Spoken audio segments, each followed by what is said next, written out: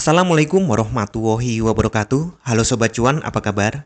Semoga sehat selalu dan banyak rezeki.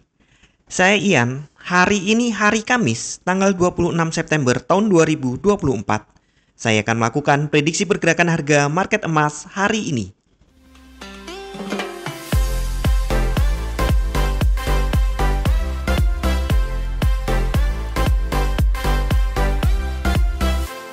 Kemarin market, ya boleh dibilang ini doji ya, walaupun kalau pakai versi ini sih, versi Onda ini masih ada selisih antara open dan close, tapi yang lain itu bisa jadi doji.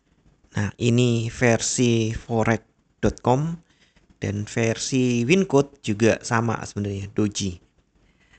Nah, kalau sudah begini memang kita harus lebih hati-hati karena doji ini menandakan keraguan, apalagi ini selisih antara harga tertinggi dan harga terendah itu juga cukup rendah, sekitar $20 kurang dikit. Artinya market juga bersikap hati-hati. Pelaku pasar kemarin hati-hati karena mereka menunggu untuk data hari ini. Ya, kalender ekonomi hari ini jam 19.30 ada GDP growth rate quarter on quarter. Nah, growth domestic product growth-nya. Rata-ratanya dari quarter lawan quarter diperkirakan naik dari 1,4% menjadi 3%. Wah, ini bagus untuk ekonomi. Apakah buruk untuk emas? Tunggu dulu. Masih banyak lagi nih. Jam 19.30 ada durable good order ex defense month on month diperkirakan turun dari 10,4% menjadi minus 3,5%. Kemudian durable good order ex transport month on month diperkirakan naik dari minus 0,2% menjadi 0,1%. Dan durable good order month on month total ya ini berarti itu diperkirakan turun dari 9,9% menjadi minus 2,6%. Nah, ini berarti mix banget ya. GDP-nya bagus tapi durable good-nya buruk gitu. Kemudian di jam yang sama ada jobless claim seperti biasa ya hari Kamis. Ada continuing jobless claim diperkirakan naik tipis dari 1.829 menjadi 1.832, naik tipis ya, hanya 3.000. Kemudian jobless claim 4-week average diperkirakan naik tipis juga dari 227.500 menjadi 229.000, hanya naik 1.500. Kemudian jobless claim diperkirakan naik tipis dari 219.000 menjadi 225.000, naik 6.000. Nah, yang paling ditunggu nih, jam 20.20 ada Fed Chair Powell speech, pidato ketua The Fed Eyang Powell. Nah, ini yang paling ditunggu karena kita cari-cari tahu nih apa yang ada di pikiran Eyang Powell. Apakah menurut dia ekonomi sudah cukup kuat untuk penurunan suku bunga atau belum? Dan kedepannya rencana penurunan suku bunga seperti apa itu akan tergambar dari pidato Powell ini. Jadi market mungkin sampai pidato ini akan bersikap lebih hati-hati. Nah, setelah pidato itu baru mereka menentukan arah mau naik atau turun. Pada saat pidato bagaimana? Ya, mungkin ada gejolak-gejolak di situ. Jadi diperkirakan nih, kemarin kan sudah ada all time high ini ya.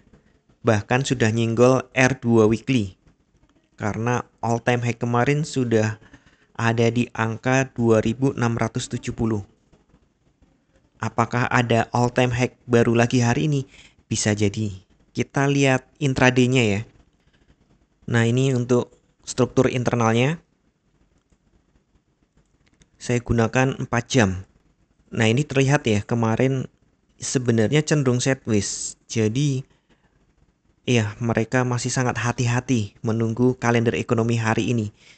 Kita detailkan di 1 jam. Nah, ini 1 jam. Dimulai di sini jam 6. Ada kenaikan di sesi Asia justru. Naik, kemudian bawa turun lagi. Sesi Eropa datar, sesi Amerika bawa naik lagi, tapi langsung bawa turun lagi. Bikin low baru yang tetap lebih tinggi daripada low sebelumnya. Kemudian sideways. Iya, tentu untuk memprediksi hari ini jadi agak ribet ya, karena hari ini sangat ditentukan oleh fundamental nanti malam seperti apa. Apakah ini sudah mau ambrol? Bisa jadi kita balik lagi ke 4 jam.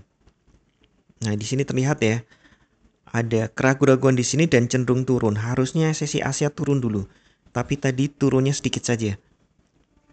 Nah, untuk pivotnya hari ini di 2659,83.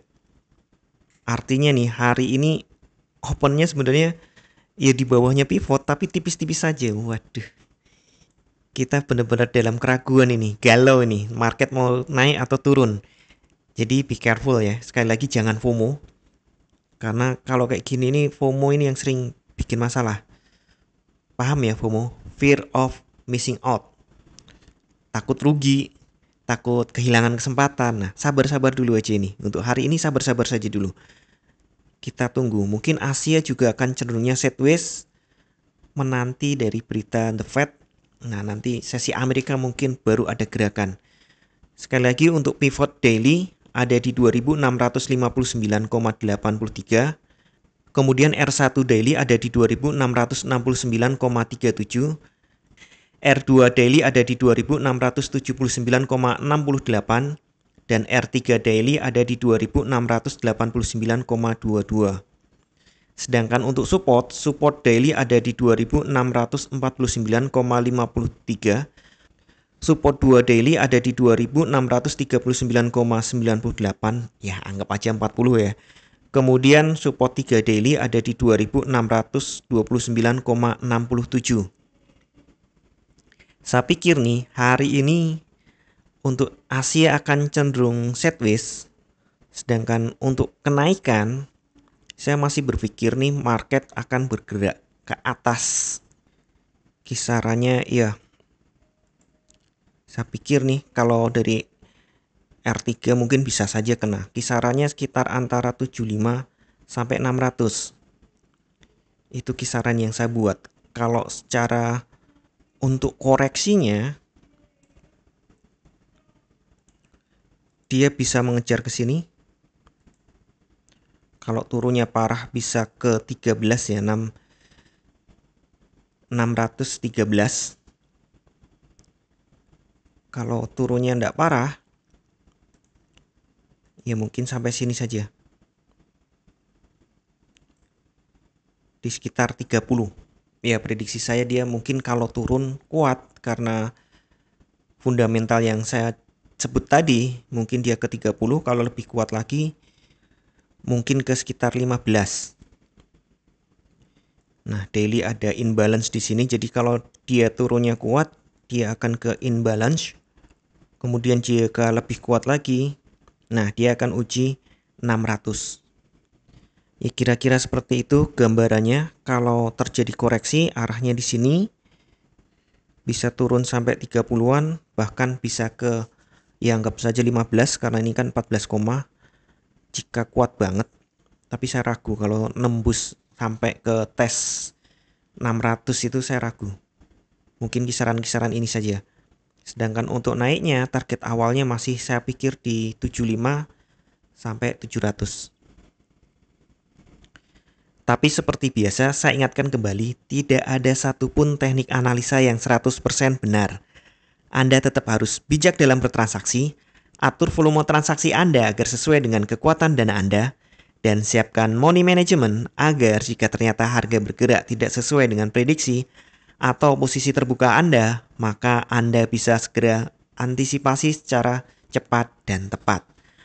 Oke, sekian dulu informasi dari saya. Semoga kita semua cuan hari ini lancar, berkah, manfaat, dan tetap sehat. Amin. Wassalamualaikum warahmatullahi wabarakatuh.